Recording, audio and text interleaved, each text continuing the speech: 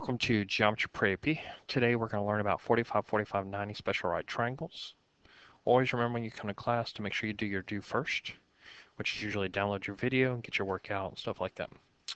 Alright, so in a 45, 45, 90 special right triangle, we're going to develop where it comes from first. So if these are squares and we were to find the missing value for the missing side here, which is this hypotenuse, and these are all squares, so this is a right triangle, that'd be 3 squared plus 3 squared equals, and this would be our c, so that'd be c squared. And so that'd be 9 plus 9, so that'd be 18 equals c squared. We square root each side, and we end up with 3 square root of 2 is equal to c, our missing side. All right, we do the same thing here. We get 9 squared plus 9 squared equals, and again, this is our c, our hypotenuse.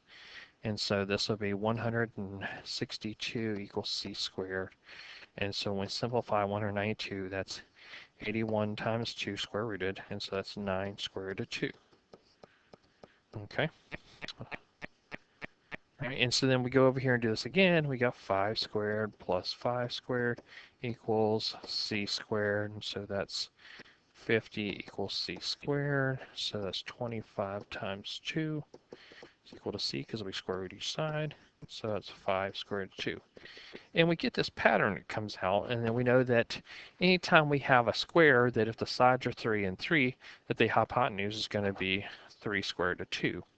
And we got 9 and 9, so the hypotenuse is going to be 9 square root of 2. And if we got 5 and 5, the hypotenuse is 5 square root of 2.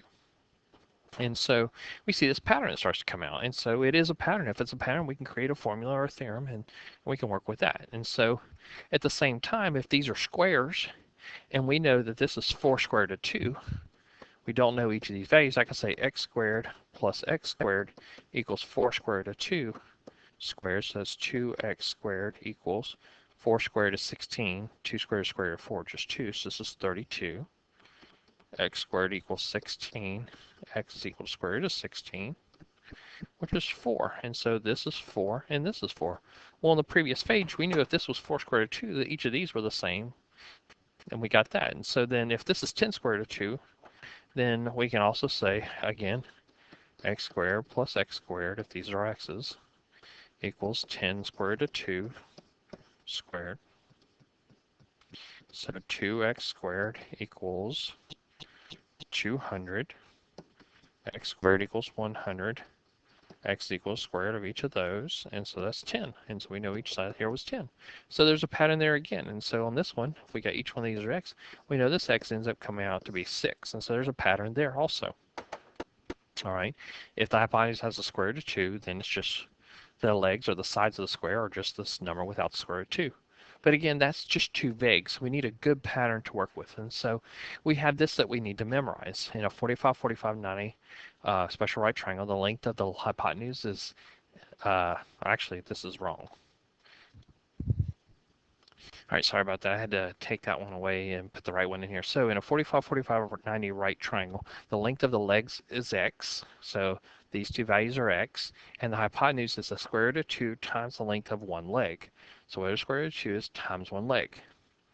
And so you can reverse that process too. You can go forwards or you can go backwards in it. But if you know this pattern, this ratio, now you need to know the ratio. The ratio for 45, 45, 90 is x squared root of 2. And you need to know that. And that's even given to you on the SAT test. So the legs are across from the 45-degree angles, which are x, and the hypotenuse is x squared root of 2. And by knowing this ratio, you can use these numbers to find any value you want in a 45, 45, 90 triangle. So if I look here, in this 45, 45, 90 triangle, the legs are x. So if this side's 8, this one is also 8. And that the length of the hypotenuse is whatever the leg is times the square root of 2. And so 8 and 8, 8 square root of 2. So if we go over here in a 45, 45, 90 triangle, the legs are the x. So this is 4 square root of 2. This is also 4 square root of 2. And the hypotenuse is going to be the leg times square root of 2. Now you've got some work to do here. So this is 4 square root of 4. Gets you a 2 out here. So you end up with 8. So the x value here is 8. So if I go over here, again, in a 45, 45, 90, the legs are the same. So 6 square root of 6. And the hypotenuse is the leg times square root of 2. So this is 6 square root of 12. Now we can simplify that. So I get 12 square root of 3 is my missing value. Okay, so there are two different types of problems in a 45-45-90. You can have the one leg and you're missing the hypotenuse in the other leg, or you can have the hypotenuse and you're missing the legs. This is the easier way. Okay, the other way is where I give you the hypotenuse and you have to find the missing legs. Well, like anything we're solving, if we're multiplying to get to the hypotenuse, to reverse that process, we have to divide. So if the legs are this x and hypotenuse is this legs times square root of 2, to reverse that, we take the hypotenuse and we divide by the square root of 2. Now remember, we know that we cannot have a radical in the denominator from what we did at the beginning of this unit, so we have to multiply top and bottom by that version of 1. In this case, it's square root of 2 or square root of 2. So I get 10 square root of 2 over 2. Remember, square root of 2 becomes square root of 4, which is a 2. Okay, these simplify. And so I get 5 square root of 2 is both my x and my y value because they're both the same. So you have to divide by the square root of 2 to go backwards to the legs. You multiply to get to the hypotenuse, you reverse to go back. So here, we have the hypotenuse again. We have 8 square root of 2. And to get to the legs, we got to divide it by square root of 2. Well, those cancel. So then x and y are both equal to 8. And so here we have another one. We have the hypotenuse. And so to go backwards to the legs, we divide by the square root of 2. Now before I start multiplying or anything like that, I cancel. So that right there tells me that that's my x and my y, which is 5 square root of 3. And there I have it. So you either multiply by square root of 2 or you divide by square root of 2. You multiply by square root of 2 when you're going to the hypotenuse. You divide by square root of 2 when you're going to the legs. All right, and so now we have some word problems. So an isosceles right triangle. So the first thing you want to do is draw that. Isosceles right triangle. Has legs 8 feet long. What is the measure of the hypotenuse? Well, if it's an isosceles right triangle, these have to be 45 and 45. So if these sides are 8, the hypotenuse must be 8 square root of 2 feet long. Remember, you multiply by the square root of 2. An isosceles triangle has a hypotenuse that is an isosceles triangle. Has a hypotenuse. That told us right there it's a right isosceles triangle. Okay. Has a hypotenuse as 18 meters. Well, if it's a right and isosceles, these are 45. These are 45. So I'm going to take that 18, divide by square root of 2. Can't have that, so I got to multiply top and bottom by square root of 2. Those cancel. So that becomes 9 square root of 2 and 9 square root of 2.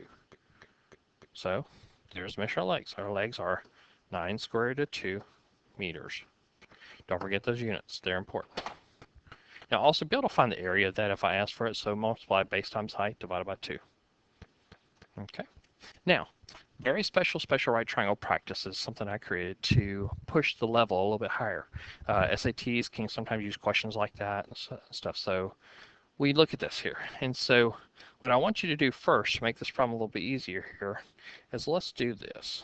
Okay. I'm going to just take and I'm going to put a box over this and this for right now. Okay, so let's just make those disappear. That might make it easier for you. Okay, all right, so in a 45-49, if the 4 square root of 6 is our hypotenuse, we have to divide that by the square root of 2. That cancels, becomes a 1 and 3. So this is equal to 4 square root of 3, and this is equal to 4 square root of 3, right? Both those sides. Now let's go back to those boxes. Oops, I didn't mean to move all that there. Okay, so if I take that box away and that box away, 2x is equal to 4 square root of 2. How would I solve 2x equals 4 square root of 3? Well, I divide both sides by 2. So the next would equal to 2 square root of 3. If I go over here, y plus 2 equals 4 square root of 3. How would I get that y alone? I subtract 2 from each side. So I have y equals negative 2 plus 4 square root of 3. Always write the radical at the end, and so the 2 was a negative, so I put it at the front. Don't subtract these two. They're not the same things. That's like trying to subtract a negative 2 plus 4x. You can't combine those like terms. Those are not like terms.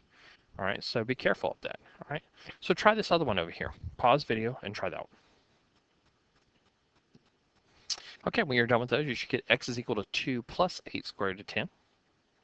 The other one should be 4 square root of 5. If you have some issue with those, you're going to get some practice on it. I'm going to put those on the test and on the final exam, so be ready for them. And that is the end of this lesson.